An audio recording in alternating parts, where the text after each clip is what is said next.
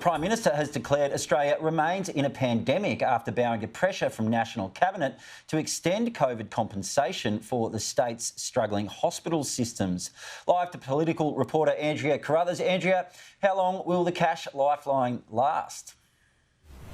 Good morning, Matt. Well, it will last until the end of December at least. It may go beyond that, but that decision will come down to closer to the time. So typically the federal government funds 45%. The other 55% of hospital funding comes from individual states and territories.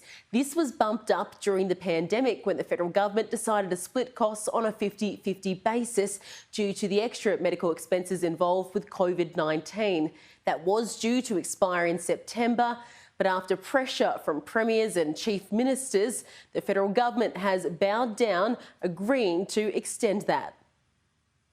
Clearly, the decision that we made today to extend the funding is a recognition that there are currently around about 3,000 people in hospital as a result of COVID. It's still having an impact. What's your advice on when this pandemic is over? Sorry, we'll get advice. It clearly isn't over yet, and it would be very brave to suggest that you can make that projection.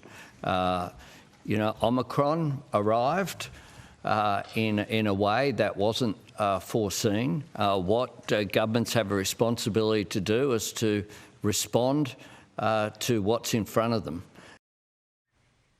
Now, when asked about funding arrangements beyond December, the Prime Minister did point to the $1 trillion of debt that the government is currently in. But for now, the premiers and chief ministers are happy with the outcome. I think it's a great start. Yeah, this is something that's been the too hard basket for too long. We certainly got a sense today from the Prime Minister that we'd come back to a national cabinet before the budget. That's reassuring in the sense of there are quick areas where we can provide further support for our health systems right across the country that are all going through a challenging time, not just through COVID, but obviously the impacts of that going forward and the lack of integration between the GP network and primary care and the public health system is a challenge that every jurisdiction is facing. Previously, we had tried to get this on the agenda. We've got a Prime Minister who listens and understands that health is a big issue and it's a national issue that's affecting everybody across our nation. Politics was put aside at this meeting and we've put patients first, and that's the most important thing.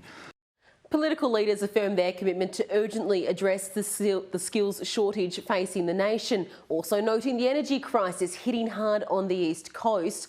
All state and territory leaders backed the federal government's moves for a referendum on a voice to Parliament.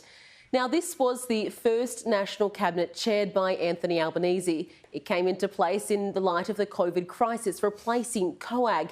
But National Cabinet is here to stay. Leaders will meet at least 4 times a year. To one of those meetings, a representative of local government will be invited. The next gathering of National Cabinet will occur before the October budget. Matt. Yes, plenty of curveballs already for the Prime Minister. Andrea Carruthers, thanks for joining us from Canberra. Well,